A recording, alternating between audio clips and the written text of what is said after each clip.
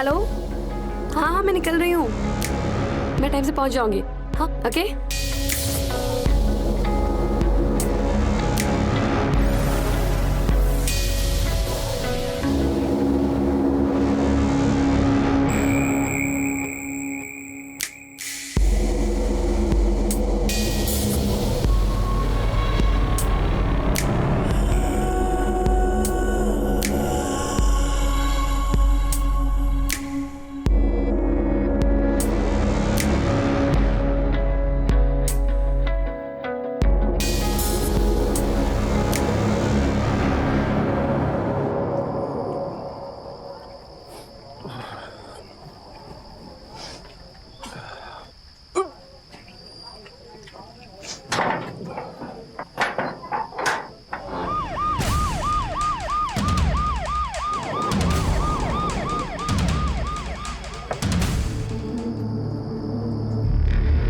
तू यहाँ क्या कर रहा था?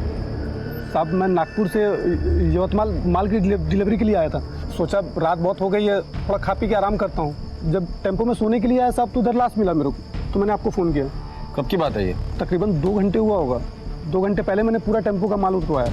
तब टेम्पो में लाश नहीं थी? नहीं साहब। क्या ऐसा तो नहीं कि तूने ही मार के डाला है उसे अंदर? साहब अगर मैं मारता तो आपको फ़ोन क्यों करता? सर ये सही कह रहा है, अंदर एक औरत की लाश है, लेकिन सिर्फ धड़ है, सर नहीं है। धड़ आया तो सिर भी यहीं आसपास होगा। सीमा आसपास का एरिया चेक करो। सर मुझे लगता है किसी चोट खाया आशिक के रिवेंज का मामला है। दोनों में किसी बात को लेकर झगड़ा हुआ होगा, लड़की को मार के फेंक के चला गया होगा। मधुकर इतने जल्दी नतीजे पर नहीं आते, देखते हैं।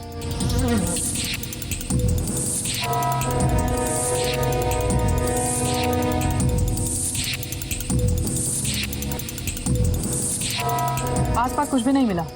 सर और धड़ अलग अलग फेंका है, इसका मतलब विक्टिम की पहचान न हो इसलिए ये सब कुछ किया है। सीमा एक काम करो, फॉरेंसिक को बुलाओ और बॉडी को पोस्टमार्टम के लिए भेज दो। तो और मधुकर इसे लेकर पुलिस स्टेशन आ जाना। सर चलो हमारे साथ आ जाओ।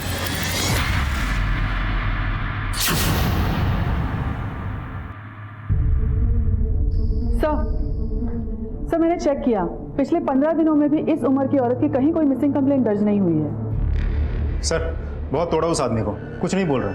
मुझे तो लगता है वो सच बता रहा है। आखिर ये औरत है कौन? एक काम करो, फॉरेंसिक टीम को बोल देना अगर उस बॉडी पर कोई भी बर्थ मार्क मिलता है या कोई ऐसे निशान मिल सकते हैं जिससे हम उसे आइडेंटिफाई कर सकते हैं तो फौरन हमें इन्फॉर्म करें। सर मेघदूतवाड़ी पुलिस को टेम्पो में सर कटी एक लाश मिली।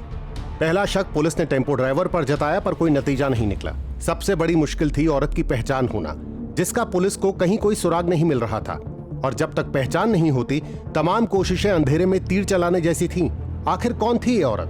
क्यों किसी ने इतनी बेरहमी से इसका कत्ल किया होगा? और क्या इसका कोई भी परिचित नहीं था जो इसकी गुमशुदगी को लेकर परेशान हो, इसकी तलाश कर रहा हो? काव्या,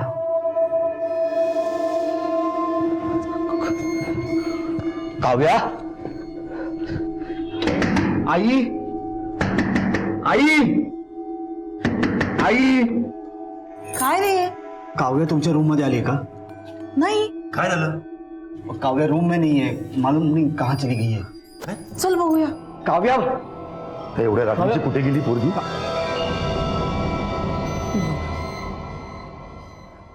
काव्या, हे बोला, काय काय झालं? अरे क्या हुआ? जी तुम रो क्यों रही हो? हाँ, क्या हुआ? किसी को बिना बताए यहाँ पे आके बैठकर? चलो अंदर चलो, चलो. नहीं जाऊंगी, मुझे मम्मी के पास जाना है। आप मम्मी को लेके आओ। देखो बेटा, तुम्हारी मम्मी आ जाएगी, आई प्रॉमिस. पापा खुद लेने जाएंगे, आई प्रॉमिस, प्रॉमिस. खुद का आता ना काकांबरोबर जाऊन जाऊ. हाँ बस, जा बेटा, चला बेटा, उद्या नक्की, आई प्रॉमिस. Good night.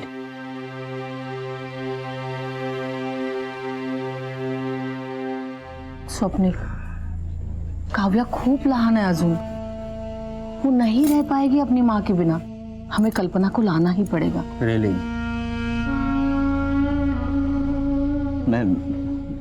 मैं संभालूंगा सब कुछ. I will manage everything, I will manage. लेकिन काय मैनेज करना रेस तू? हाँ, सिर्फ 24 घंटे हुए हैं कल्पना को जाके, और काव्या की हालत देखी है ना तूने? सुबह से कुछ खाया नहीं है बच्ची ने। माँ के पास जाना है, माँ के पास जाना, इतना ही बोल रही है। काव्या को संभालने के लिए मुझे कल्पना की जरूरत नहीं है। अगर तू काळजी करू नको हेमा, कुछ ही दिनों में से पता चल जाएगा। बच्ची संभालने के लिए उसको माँ की जरूरत होती। चल।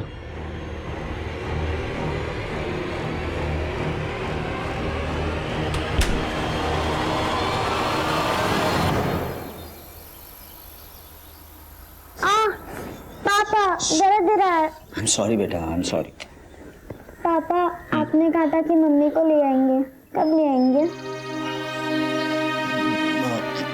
काव्या देखो, माँ काम के लिए गई है ना, जैसे काम खत्म हो जाएगा माँ वापस आ जाएगी।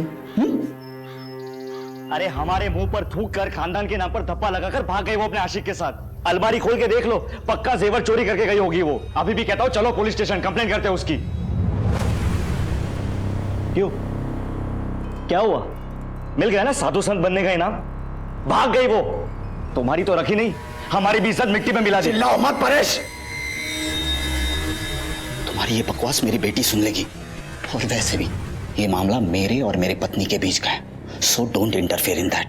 This is my last warning to you. अपने काम से काम रखो।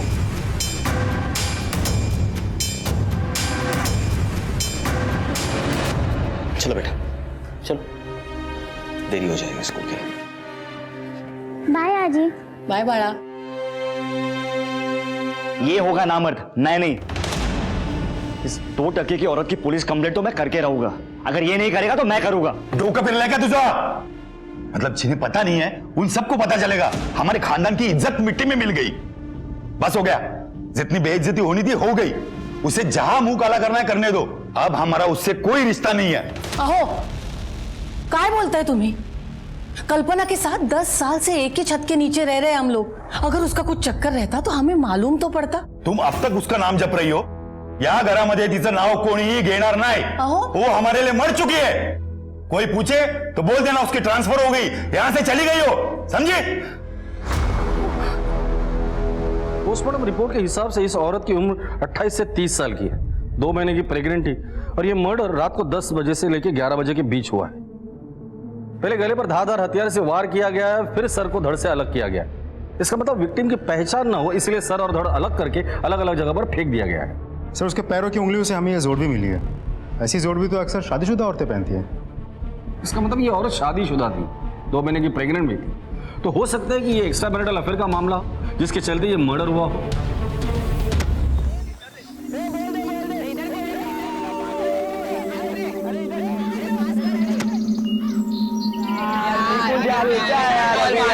हमेशा यार जल्दी लेके आया निकुंज, जल्दी यार।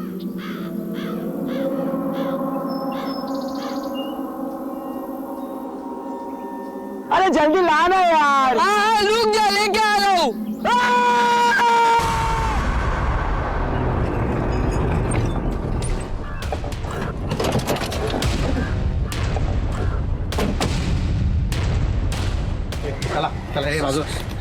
सर, शादीशुदा औरत है, मांग में सिंदूर है, और उम्र 28-30 से ज्यादा की नहीं होगी। ये खून सूखा हुआ है और चेहरा भी फूला हुआ है। इसका मतलब खून 2-3 दिन पहले ही हुआ है। नाइक, एक काम करो, आसपास चेक करो, शायद कत्ल का हथियार या कोई सुराग, या फिर बॉडी का बाकी का हिस्सा यही कहीं हो। जी मैडम। तुम लोग हमेशा यही आते हो खेलने? नहीं मैम, हम लोग हर रोज नहीं आते, सिर्फ छुट्टी के दिन आते हैं। लास्ट संडे आए तो उसके बाद आ जाए। मैडम, यहाँ आसपास कुछ भी नहीं मिला।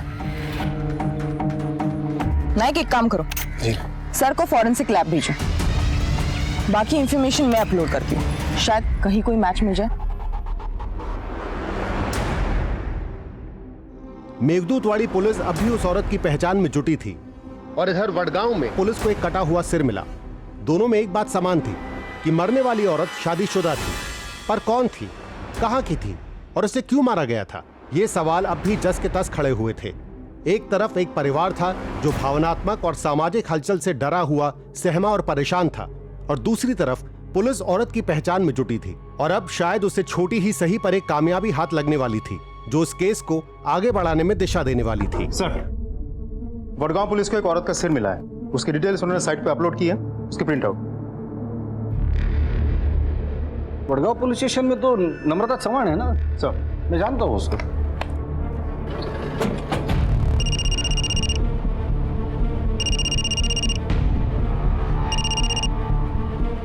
हॅलो, नम्रता, पीआय यशवंत गायकवाड बोलतोय। जय हिंद सर. जय हिंद, कशी आहेस? मी मस्त आहे गायकवाड सर. अच्छा, सुना है तुम्हारे एरिया में किसी औरत का सिर मिला है? सर, और हमारे एरिया में एक औरत का धड़ मिला है। मैंने उसे यवतमाल फॉरेंसिक लैब में भेज दिया है। तुम भी उस सिर को वहीं भेज देना ताकि फॉरेंसिक रिपोर्ट में पता चल जाएगा वो सिर और धड़ एक ही औरत का है या नहीं। Right sir.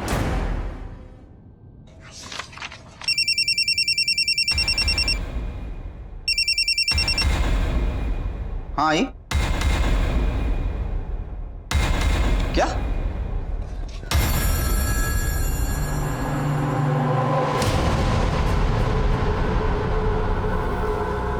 सर शायद कतीज बन जाले, सब बच्चे घर चले गए। काव्या मेरी बेटी अभी तक घर नहीं पहुंची है। मैं क्या कर सकता हूँ? मैं क्या कर सकता हूँ?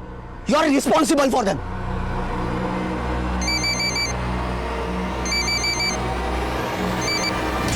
हाँ बेटा, हाँ बाबा, मैं स्कूल आया हूँ। ये वॉचमैन बता रहा है सब बच्चे चले गए, कोई नहीं है यहाँ पे।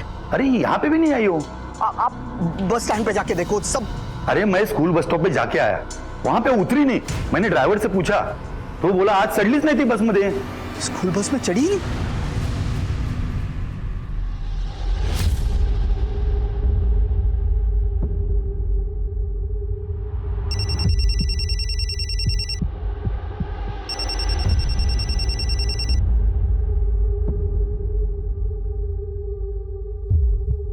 हाँ बोलो प्रतिभा। अरे ऐसी क्या बात कर रही है यार? I was just doing yoga.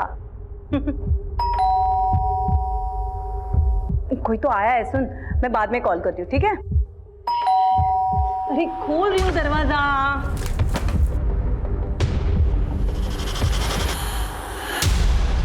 तुम काय कळत नाही ही पोरगी कुठे गेली असेल कोणास ठाऊक। अरे वो ही ले गई होगी और क्या। आई स्कूल में चेक किया, उसके फ्रेंड्स के पास फोन किया, किसी को मालूम नहीं काव्या कहाँ गई। सिर्फ 8 साल की है हमारी काव्या, अशी एकटी कशी जाईल कुठे? हो ना, हेच कळत नाहीये, कोणालाही न सांगता निघून गेली पोरगी। तिच्या आजीकडे पाहिलंस? आजी?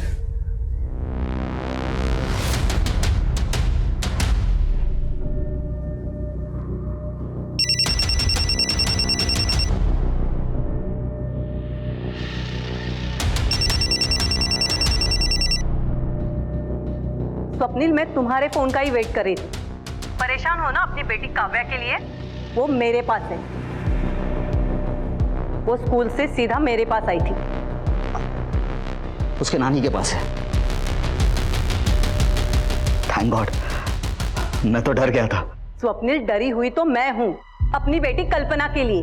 तुम्हारी बेटी तो मेरे पास सुरक्षित है, लेकिन मेरी बेटी कहाँ है जिसका 2 दिन से कोई अता पता नहीं है? देखो, काव्या ने मुझे सब कुछ बता दिया है। स्वप्निल, सच सच बताओ, मेरी बेटी कल्पना कहाँ है? देखो वरना।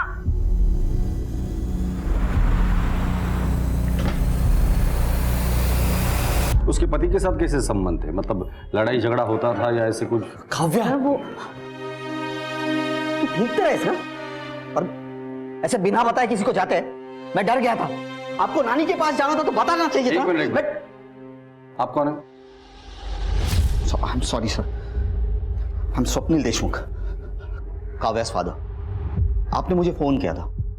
आपकी बीवी 2 दिन से लापता है और अपने पुलिस स्टेशन में कंप्लेंट भी नहीं लिख पाई, क्यों? सर, मैं मेरी बच्ची के सामने कुछ बोलना नहीं चाहता। हिला घेऊन जरा बाहर जा। सर, ये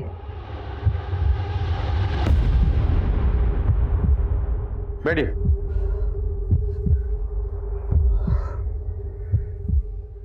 सर, कल्पना मेरी बीवी है। शादी से पहले उसका किसी के साथ अफेयर था। अब वो उसके लाइफ में लौट गया है। उसने उसमें और अपनी फैमिली में से उसे चुना, उसी के साथ चली गई। सर, सर अगर वो हमसे प्यार करती, अपनी फैमिली से प्यार करती तो हमें छोड़ के चली जाती। फिर मैंने सोचा अगर कल्पना इसमें सब में खुश है तो वही से मैं उसके रास्ते में नहीं आऊंगा।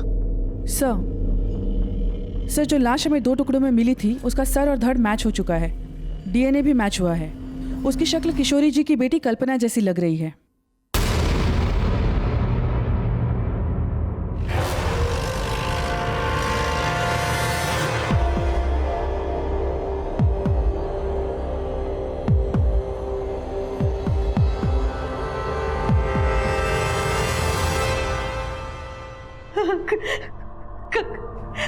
कल्पना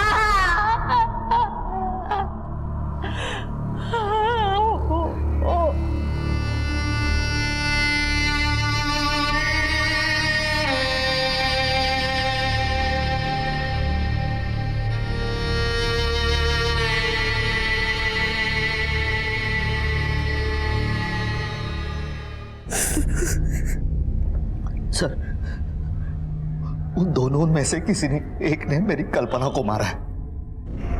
हाँ सर, सुधांशु या अक्षय। कौन है ये दोनों? सुधांशु शादी से पहले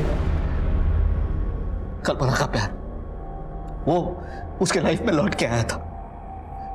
उसके ही ऑफिस में बॉस बनकर उसके साथ जाना चाहती थी कल्पना। तो मेरे फैमिली परिवार की खुशी के लिए मैंने उसे जाने दिया। गलती हो गई मुझसे। वो उससे प्यार करती थी और उस कमीने ने ये हर्ष किया उसका। लेकिन अगर वो उससे प्यार करता था तो कल्पना को मारेगा क्यों? सर मेरी कल्पना बोली थी, सब पर विश्वास करती थी। ये अक्षय इसी भोलेपन का फायदा उठाता था। मेरी कल्पना की तरफ गंदी नजरों से देखता था, मैंने देखा हुआ। तो तुम्हारा कहने का मतलब है कि कल्पना अपनी मर्जी से सुधांशु के साथ तुम्हारा घर छोड़कर गई थी? हाँ सर, इसलिए तो मैंने पुलिस कंप्लेंट नहीं की। सीमा, कल्पना के ऑफिस का एड्रेस ले लो, उसके मोबाइल के कॉल रिकॉर्ड्स निकालो और मोबाइल का आखिरी लोकेशन क्या था वो भी पता करो। Sir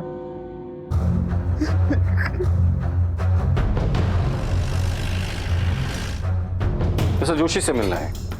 sir he is there. Seema, staff से पूछताछ करो। सर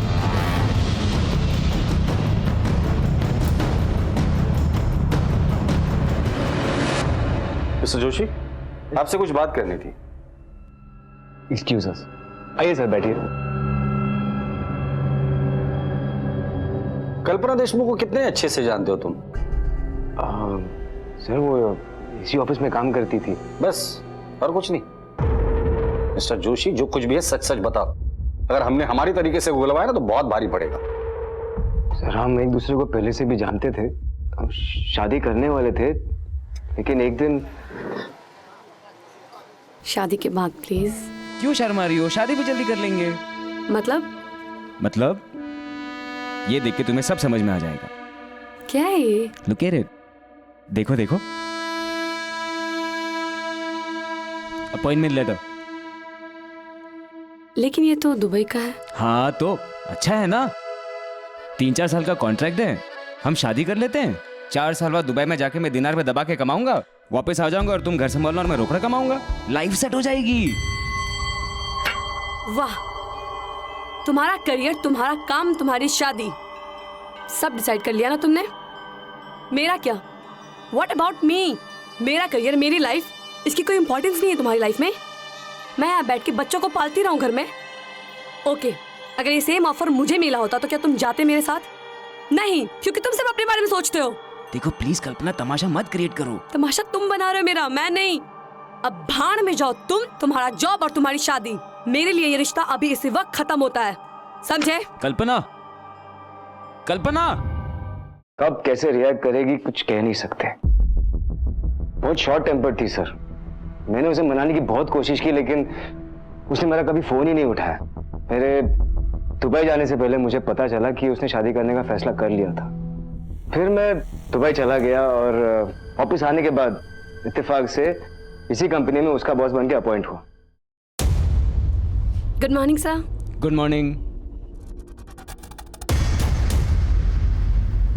सुधांशु? कल्पना तुम? मैं यही काम करती हूँ। मुझे समझ में नहीं आ रहा है कि मैं कैसे रिएक्ट करूं।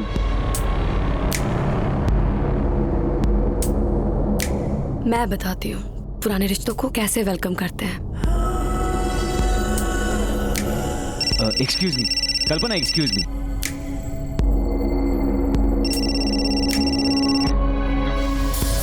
अवॉइड करने की आदत डाल लो। अब तुम दोनों एक ही ऑफिस में हैं। पता नहीं पुराना रिश्ता कब नया बन जाए।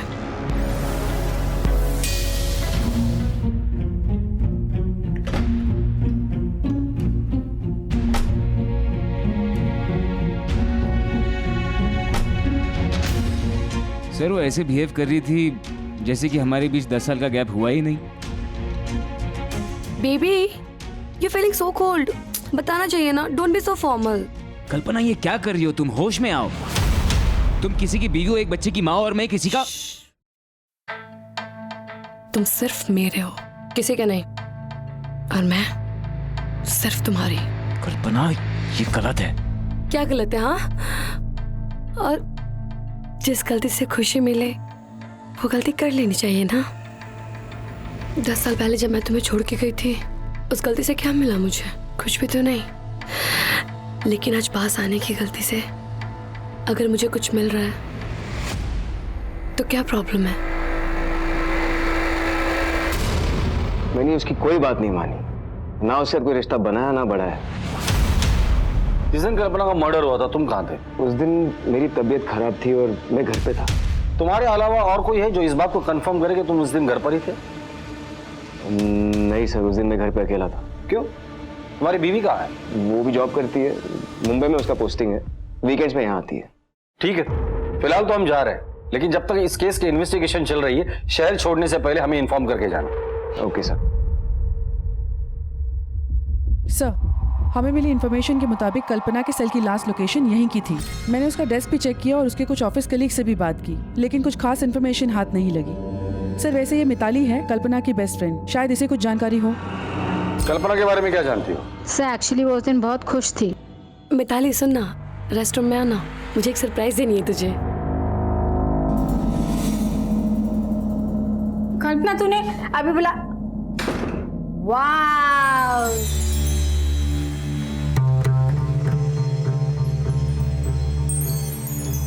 Somebody is looking sexy। किधर जा रही है इतना हॉट बन के? डेट पे। डेट पे जा रही है पर किसके साथ? क्या सीक्रेट है, मैं बाद में बताती हूँ सब चीज तुझे। वाह मेरा सही है, एंजॉय करो। ये अपने पास रख, मैं कल आके ले लूंगी, ठीक है? वो तो ठीक है। कल्पना बात तो सुन। ठीक है, अगर जरूरत पड़ेगी तो दोबारा कांटेक्ट करेंगे। Okay sir. Kalpana western dress पहनकर किसी से मिलने गई थी और उसकी डेड बॉडी हमें उसी ड्रेस में मिली थी। सर यहाँ हमारे लिए दो बातें जाननी बहुत जरूरी है। पहली बात, अगर कल्पना साड़ी पहन के ऑफिस आई थी तो वेस्टर्न ड्रेस पहन के किससे मिलने गई?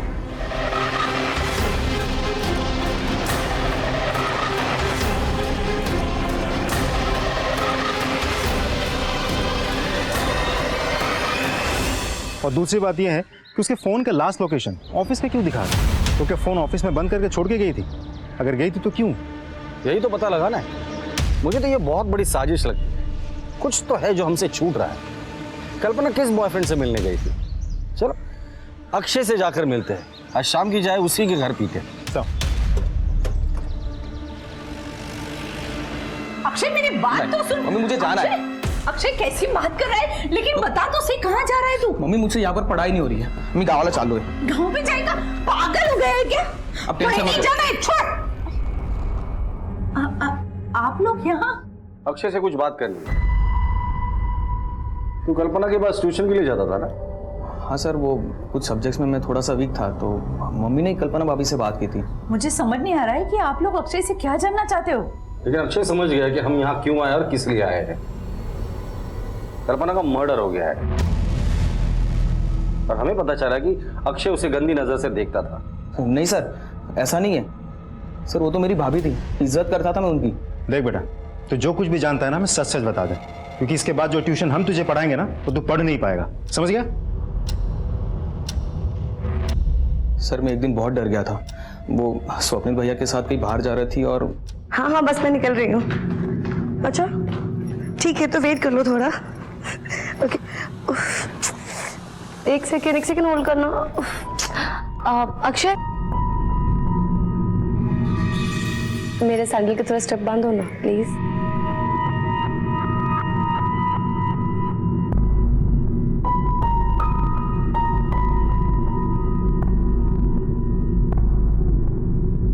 Just hold a second. अच्छे स्टूडेंट हो, जल्दी सीख रहे हो।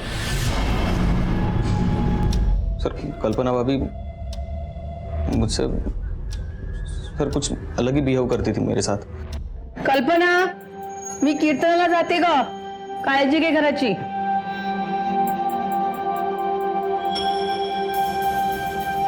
अक्षय, अक्षय, जी मैम। 1 मिनट अंदर आना। हाँ आया।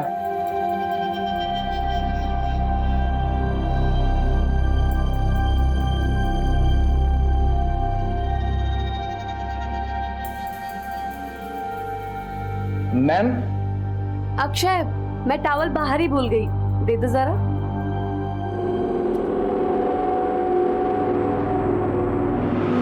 मैम। मधुकर, गाड़ी में बिठाओ इसे। चलो।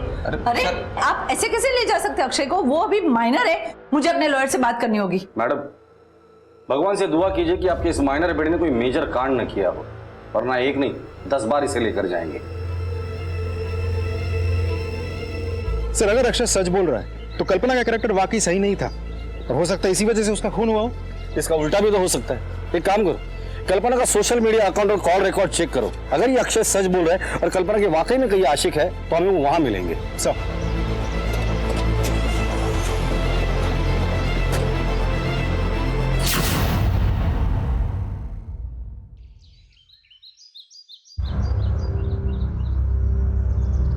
हेमा, सुधाकर, स्वप्निल, अरे कहाँ छुप गए मैडम? बाहर निकल, अरे बाहर निकलो।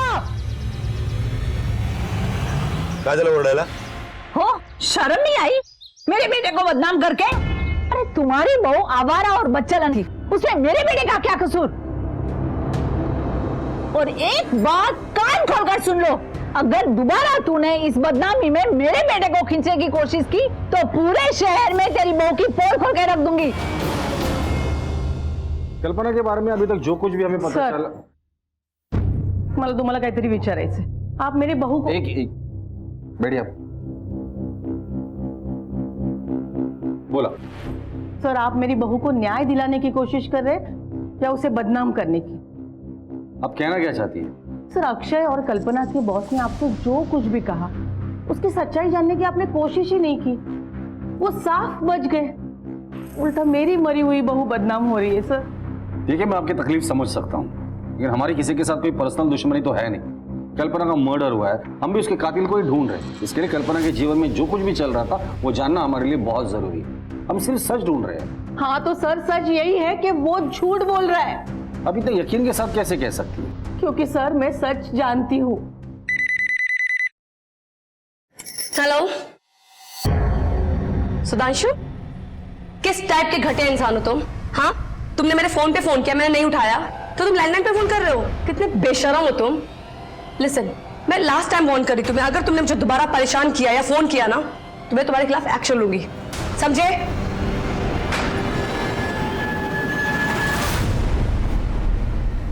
अक्षय के बारे में आपका क्या कहना है? वो भी झूठ बोल रहा है? हाँ, वो झूठ बोल रहा है। उसकी असलियत मैंने अपने आंखों से देखी है। कल्पना, मी कीर्तनाला जाऊन येते ग, घर का ख्याल रखना।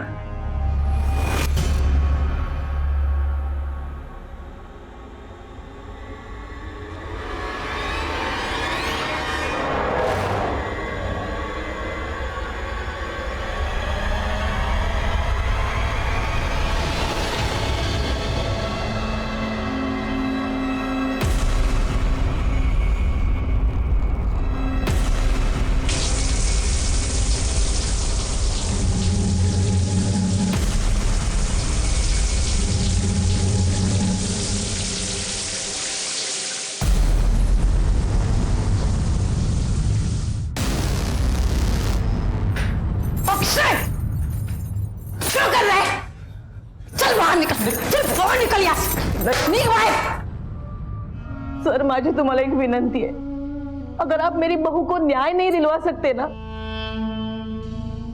लेकिन उसे बदनाम तो मत कीजिए सर।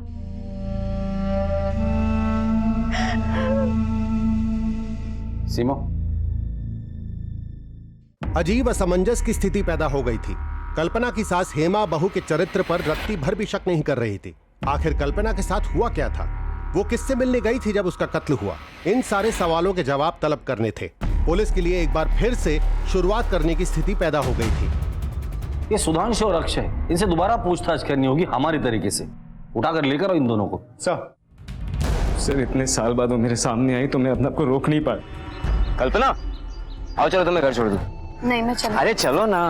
मैंने कहा ना सुधांशु, मैं चली जाऊंगी।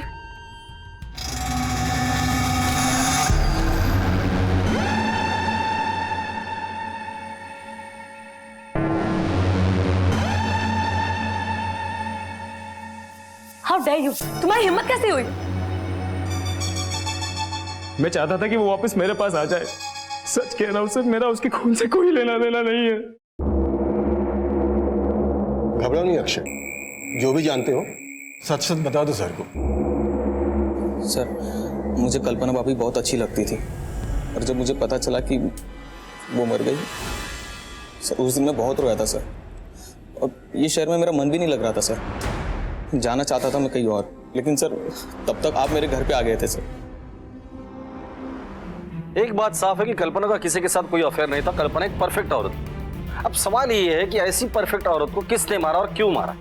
एक काम करो, कल्पना के बारे में और इंफॉर्मेशन निकालो, पता करो उसका किसी के साथ कोई झगड़ा वगड़ा था या नहीं। सर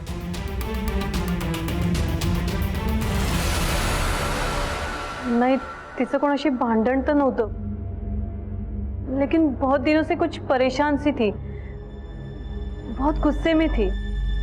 हेलो आई, ये सुधांशु, मतलब पूरी दुनिया छोड़ के इसको मेरी कंपनी मिली थी। मिस्टर दुबे रिटर्न को, और कोई दूसरी कंपनी नहीं मिली। आई कुछ समझ में नहीं आ रहा।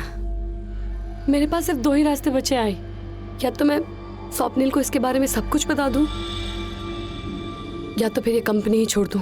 स्वप्निल को ये सब बात बताने की सपने में भी मत सोचना। वो सुधांशु और तेरे बीच में कुछ भी नहीं है, ये मानेगा ही नहीं बात। और दूसरी बात, नौकरी छोड़ने की भी बात सोचना नहीं। फिर स्वप्निल अगर पूछेगा तो तू क्या बताएगी उसे? देख, तू वो सुधांशु को इग्नोर कर। देख बेटा, तुला माझी शपथ है। मतलब स्वप्निल कल्पना और सुधांशु के बारे में कुछ भी नहीं जानता था? नहीं, स्वप्निल के पास कल्पना के अलावा कोई और जरिया था ही नहीं कि उसे पता चले। स्वप्निल ने मिसिंग कंप्लेंट इसलिए नहीं लिखवाई क्योंकि वो जानता था कि कल्पना कहाँ है। उसे कल्पना और सुधांशु के अफेयर के बारे में पता था, और इस महान आदमी ने कल्पना की खुशी के लिए खुद का घर भी तोड़ दिया। जिस दिन कल्पना का मर्डर हुआ था, स्वप्निल के फोन की लोकेशन क्या थी? उसके ऑफिस की। बुलाकर लेकर आओ इस स्वप्निल को और पता करो कि वाकई वो ऑफिस में था या उसका फोन ऑफिस में था और ये कहीं और था। कल्पना ने तुम्हें कभी भी नहीं बताया था कि शादी से पहले उसका और सुधांशु का अफेयर था, तो फिर ये बात तुम्हें कैसे पता चली? सर क्या आपकी शादी हुई है? अब तुम मुझे शादीशुदा दुखियारे पति की कहानी सुनाओगे? नहीं सर, ऐसा कुछ नहीं करना चाहता। मैं सिर्फ इतना बताना चाहता हूं कि एक इंसान दूसरे इंसान के साथ इतने साल बिताने के बाद हर बात बतानी जरूरी नहीं होती उस दूसरे इंसान को। कुछ बातें ऐसी होती कि अपने आप समझ में आ जाए। तो तुमने अपने ही मन से मान लिया कि सुधांशु के साथ उसका अफेयर है? नहीं, बिल्कुल नहीं। मेरा एक दोस्त है जो सुधांशु को पहचानता है। वाइफ बंबई में है। हाँ, और तू यवतमाल में ऐश कर रहा है। ऐश नहीं कर रहा है यार। सुन, ऐश करने वाले लोग ना अलग ही होते हैं, वो नसीब ऊपर से लिखवा के आते हैं। किसकी बात कर रहा है? अरे कोई नहीं, अपना वो एक कॉलेज का मेरा एक दोस्त सुधांशु कॉलेज में था। कॉलेज में सबसे हॉट लड़की से प्यार हुआ, इश्कबाजी, किससे बड़े फेमस हुए इन लोगों के भाई। उसके बाद लड़की ने शादी से मना कर दिया।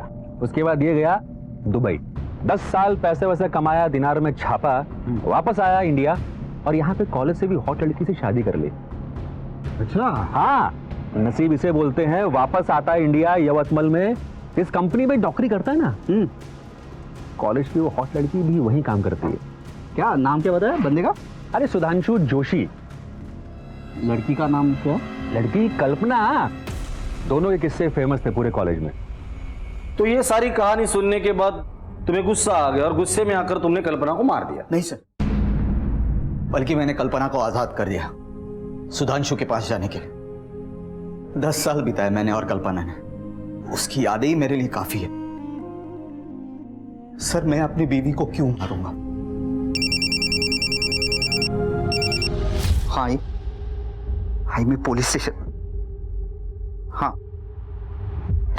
ठीक है, मैं तो ये तो सर, काव्या आई बाबा को बहुत परेशान करेगी, क्या मैं जा सकता हूं?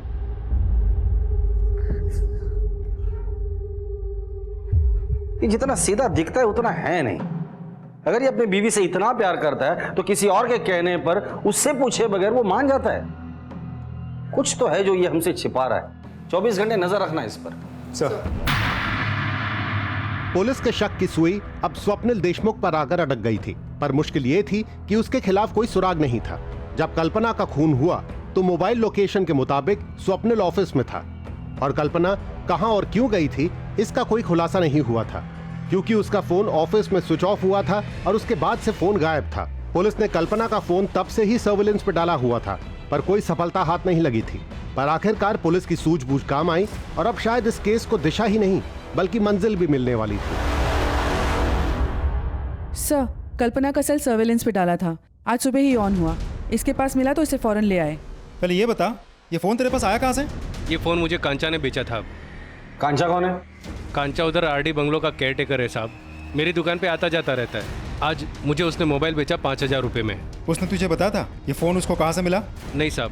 ठीक है,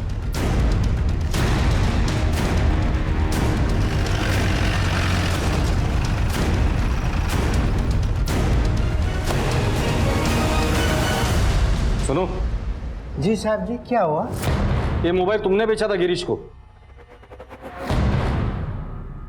जी साहब जी, मैंने बेचा था। कहाँ मिला था तुम्हें ये? साहब जी, हमारा मालिक ये बंगलो रेंट पर देते, पार्टी शार्टी चलते रहता है, लड़का लड़की आते उनको भी भाड़ा पर देते। एक साहब जी मेम साहब जी आए थे, वो लोग जाने के बाद मैं साफ सफाई कर रहा था तो सोफा को नीचे मोबाइल मिला। मैं सोचा जिसको है उसको लौटा दूँ, ऑन करना कोशिश की, ऑन हुआ ही नहीं। फिर मैं गिरीश के पास चले गया और गिरीश बोले कि 5000 मिलेगा। मैं थोड़ा लालच मांगा था साहब जी। यही औरत थी? जी यही मैम साहब जी। ये आया था? नहीं साहब। ये आया था? नहीं, इसके साथ भी नहीं आई थी। ये? हाँ साहब जी, इसके साथ आई थी मैं।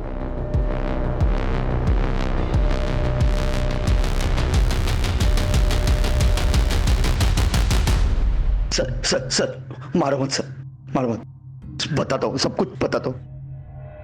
अभी तक बहुत कहानियां सुनाई तूने, लेकिन अब कोई भी कहानी नहीं सुनूंगा। अब सिर्फ सच सुनना है मुझे। चल शुरू हो जा।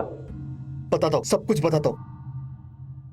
उमेश मेरा पुराना दोस्त, उस दिन हम मिले, पी रहे थे, तब बातों ही बातों में पता चला कि कल्पना का कॉलेज के टाइम से अफेयर था। ये बात मेरे मन में घर कर गई। जब मैंने पता लगाया तब तो मुझे पता चला काफी सालों से उनका अफेयर था। फिर वो चला गया और कल्पना ने मुझसे शादी कर ली। वो फिर से उसके लाइफ में आया और कल्पना ने मुझे बताया तक नहीं, और मैं उस पर नजर रखने लगा। मेरा शक और गहरा होता गया जब मुझे कल्पना ने बताया। तुम्हें एक खुशखबरी देनी है। खुशखबरी? क्या? तुम फिर से पापा बनने वाले हो। I am so happy. तुम माँ बनने वाली हो? हाँ। कल्पना, ये कैसे हो सकता है? हम प्रोटेक्शन यूज करते हैं, तुम्हें मालूम है ना? हो जाता है ना कभी कभी। तुम इतना क्यों रिएक्ट कर रहे हो? मैं रिएक्ट कर रहा हूं? देखो मेरी बात सुनो। ये हम दोनों का नहीं, ये तुम्हारा डिसीजन था कि तुम्हें एक ही बच्चा चाहिए। इस बच्चे को तुम अबॉर्ट कर दो। हमें नहीं चाहिए ये बच्चा। क्या अबॉर्ट? तुम पागल हो गए हो? मुझे ये बच्चा चाहिए और मैं अबॉर्ट नहीं कर रही हूँ। मुझे ये बच्चा नहीं चाहिए। तुम्हें हो क्या गया है? तुम क्यों पागल जैसी बात? I am very clear, I don't want this child. लेकिन मुझे ये बच्चा चाहिए। मुझे नहीं चाहिए। उस बच्चे को, नाजायज बच्चे को वो उल्टा मेरा नाम देना चाहती थी। तभी मैंने डिसीजन लिया, और बर्दाश्त नहीं करूंगा, सब खत्म कर दूंगा मैं।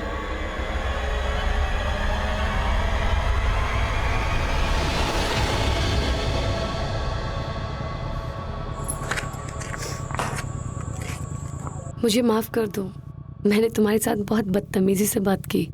अपनी गलती सुधारने के लिए मैं तुम्हें आज डेट पे ले जाना चाहता हूँ। उस दिन कल्पना को मैंने एक नई ड्रेस खरीद के दी। फिर मैंने उसे फोन किया और मेरे साथ डेट पर चलने के लिए मना लिया। मैंने उसे कहा कि आज हम दोनों वक्त बिताएंगे, सो मुझे कोई डिस्टरबेंस नहीं चाहिए। इसीलिए मैंने उसे कहा कि वो अपना मोबाइल ऑफिस में ही स्विच ऑफ कर दे और मैं अपना मोबाइल ऑफिस में ही छोड़ दूंगा। वो निकली थी घर से साड़ी पहन के, पर उसने ऑफिस में मेरी गिफ्ट दी हुई वेस्टर्न ड्रेस पहन ली।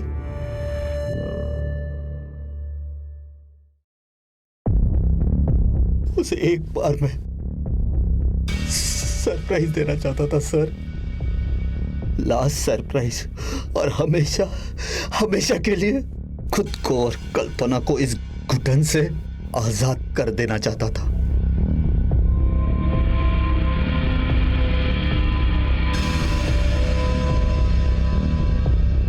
अरे क्या कह रहे हो? स्वप्नी, तुमने मुझसे एक सवाल पूछा था, मेरी शादी हुई है कि नहीं? हाँ, हुई है मेरी शादी। एक पुलिस के नाते नहीं, पर एक पति और इंसान के नाते तुम्हें बताता हूं। पति पत्नी का रिश्ता एक विश्वास का रिश्ता होता है, भरोसे का रिश्ता होता है।